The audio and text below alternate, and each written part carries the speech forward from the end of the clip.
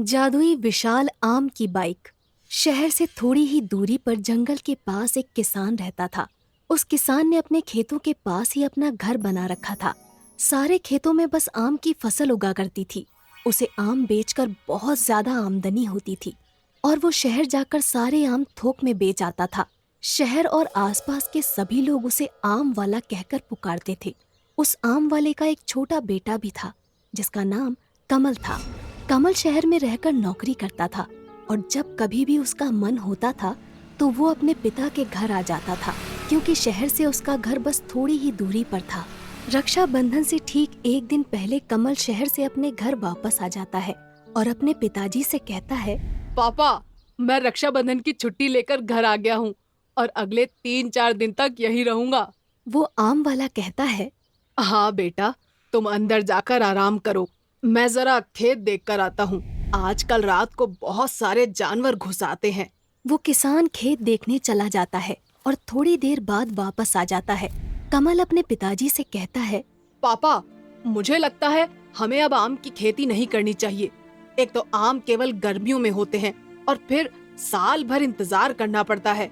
इससे अच्छा हम कोई ऐसी खेती क्यों ना करें जो पूरे साल भर पैदा होती हो और इससे हमें बहुत ज्यादा आमदनी भी होगी। तब कमल के पिताजी कहते हैं, तुम ठीक कहते हो बेटा, लेकिन मैं आम की खेती नहीं छोड़ना चाहता। मेरे बाप दादा भी आम की खेती किया करते थे। इतना कहकर कमल के पिताजी अंदर चले जाते हैं और कमल सोचने लगता है, अब पिताजी तो आम की खेती छोड़ने वाले नहीं। मुझे शहर जाकर कोई ऐसी दवा लानी होगी जिससे हमारे आम पहले के मुकाबले कई ज्यादा बड़े हो जाएं। इसके बाद रक्षाबंधन की छुट्टियां खत्म हो जाती हैं और कमल वापस शहर चला जाता है। इस तरह समय गुजरता जाता है और अब धीरे धीरे गर्मी का महीना शुरू होने लगता है। हर बार की तरह इस बार भी गर्मियां शुरू होते ही कमल शहर से वापस अपने गांव की तरफ निकल पड़ता है। रास्ते में एक बहुत बड़ा जंगल पड़ता था। कमल जंगल से गुजर रहा था कि तभी उसे एक पेड़ के नीचे संत महात्मा दिखाई देते हैं। कमल अपनी बाइक खड़ी करके संत महात्मा के पास जाता है और कहता है, प्रणाम महात्मा जी। कमल की आवाज सुनकर महात्मा जी अपनी आंखें खोलते हैं और कमल से कहते हैं, आयुष्मान भव। बोलो बेटा, क्या कहना चाहते हो? कमल थोड़ा हिचकिचाते हुए कहता है, वो महात्मा जी, मेरे पिताजी सालों से आम की खेती करते आ रहे हैं, लेकिन आम की खेती से हमें ज्यादा पैसा नहीं मिलता। आप कोई उपाय बताइए ताकि हम ज्यादा से ज्यादा कमा सकें। तब वो महात्मा जी ध्यान लगाते हैं और उनके हाथ में एक दिव्य जल की मटकी प्रकट हो जाती है। महात्मा जी कमल से कहते हैं, बेटा, ये जादुई दिव्य जल है। इस मटकी के अंदर तुम जो कुछ भी रख दोगे वो जादुई हो जाएगा, लेकिन याद रहे, इसका उपयोग तुम केवल एक ही बार कर सकते हो। कमल वो मटकी लेकर अपने घर आ जाता है और रात भर सोचता है कि उसे जादुई जल का उपयोग कैसे करना चाहिए। तभी उसके दिमाग में एक आइडिया आता है। अगर मैं इस मटकी के अंदर एक आम को रख दूं, तो वो आम जादुई आम बन जाएगा। फिर मैं उस जादुई आम की मदद से जो चाहे वो कर सकता हूँ। और कमल बागीचे से एक आम तोड़कर उस मटकी में रख देता है और सो जाता है। अगली सुबह जब कमल सोकर उठता है तो उस मटकी का दिव्य जल गायब हो जाता है और उसके अंदर वो आम ज्यों का त्यों रखा हुआ था। कमल को महात्मा जी की बात याद आ जाती है। इस जादुई दिव्य जल का उपयोग तुम केवल एक ही बार कर सकते हो। कमल उस आम को मटकी से बाहर निकालता है और अब वो आम जादुई आम बन चुका था। कमल उस जादुई आम को हाथ में लेकर कहता है, मुझे एक बहुत बड़ा आम चाहिए। और देखते ही देखते वो छोटा सा आम एक बहुत बड़ा आम बन जाता है जो कमल से भी ऊंचा था। ये देखकर कमल की खुशी का ठिकाना नहीं रहता और वो खुशी से नाचने लगता है। तभी उसे पिताजी की आवाज सुनाई देती है। कमल तुरंत उस आम को वापस से छोटा करके अपने बैग में छुपा लेता है और अपने मन में सोचता है, पिताजी तो बहुत सीधे साधे आदमी हैं। अगर उन्हें इस जादुई आम के बारे में पता चल गया तो गड़बड़ हो सकती है। मुझे यहाँ से दूर वापस शहर जाना होगा। और अगले ही दिन कमल शहर जाने लगता है, लेकिन इस बार वो पैदल शहर को जा रहा था। ये देखकर कमल के पिताजी कहते हैं, बेटा कमल, क्या बात है? इस बार तुम अपनी मोटरसाइकिल नहीं लेकर जा रहे हो क्या? तब कमल कहता है, नहीं पिताजी, मुझे अब इस मोटरसाइकिल की जरूरत नहीं। मेरे दोस्त के पास बहुत सारी मोटरसाइकिल है। इतना कहकर कमल शहर की तरफ निकल पड़ता है। जंगल में पहुंचते ही कमल अपने बैग से वो जादुई आम बाहर निकालता है और उससे कहता है, मुझे एक जादुई विशाल आम की बाइक चाहिए। और देखते ही देखते वो आम एक बहुत बड़ी आम की बाइक बन जाता है। कमल उस जादुई आम की बाइक पर बैठकर पूरे जंगल का चक्कर लगाता है और आज उसे बहुत मजा आ रहा था।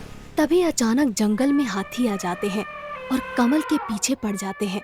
पहले तो कमल बहुत घबरा जाता है, लेकिन फिर वो अपनी आम की बाइक से कहता है, तुम इन हाथियों से भी बड़ी बाइक बन जाओ। और अगले ही पल कमल की आम की बाइक उस हाथी से भी बड़ी हो जाती है।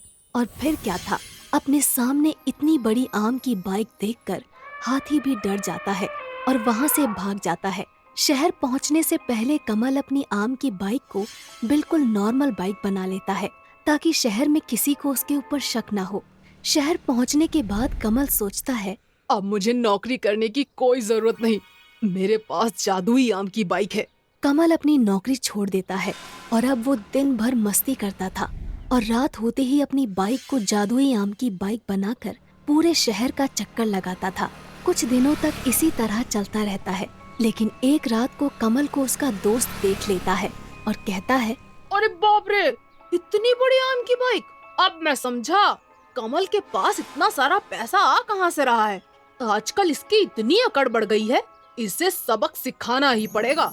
अगली सुबह होते ही कमल का वो दोस्त कमल के पास पहुंच जाता है और उससे कहता है, अरे भाई, तुम तो हमें भूल ही गए। तब कमल कहता है, नहीं नहीं यार, ऐसा कुछ नहीं है, बस टाइम नहीं मिला इसलिए तुमसे मिल नहीं पाया। तब कमल का दोस्त कमल से कहता है, अरे बाप रे, हाँ हाँ कोई बात नहीं, आज तुम्हें मेरे साथ चलना ही होगा। हम दोनों रात को सिनेमा देखेंगे। कमल रात को सिनेमा जाने के लिए तैयार हो जाता है। रात होते ही कमल और उसका दोस्त सिनेमा घर में पहुंच जाते हैं और सिनेमा देखने लगते हैं। तभी कमल का दोस्त कमल से कहता है, तुम सिनेमा देखो, मैं बस अभी आता हूँ 5 मिनट में। इतना कहकर कमल का दोस्त वहाँ से चला जाता है और कमल सिनेमा देखने में व्यस्त हो जाता है। कमल का दोस्त तुरंत अपनी गाड़ी से कमल के रूम पर पहुँच जाता है। वहाँ उसकी बाइक खड़ी हुई थी। अच्छा, तो ये है वो विशाल आम की बाइक। इसी की वजह से आजकल कमल बहुत भाव खाने लगा है। आज मैं इसका किस्सा ही खत्म कर देता हूँ। इसके बाद कमल का दोस्त पेट्रोल डालकर कमल की बाइक में आग लगा देता है और देखते ही देखते उसकी बाइक जलकर राख हो जाती है। कमल का दोस्त वापस कमल के पास सिनेमा घर में पहुंच जाता है। 1 घंटे बाद सिनेमा खत्म हो जाता है और दोनों वापस अपने अपने घर की तरफ निकल पड़ते हैं। कमल जब अपने रूम पर पहुंचता है तो देखता है कि उसकी बाइक जलकर राख हो चुकी थी। वो रोने लगता है और कहता है, मेरी जादुई आम की बाइक ये तो जल चुकी है और मैंने तो नौकरी भी छोड़ दी है। अब फिर से नौकरी करनी पड़ेगी। इसीलिए कहा जाता है कि चाहे जो कुछ भी हो, हमें अपना कर्म छोड़कर आलसी नहीं बनना चाहिए।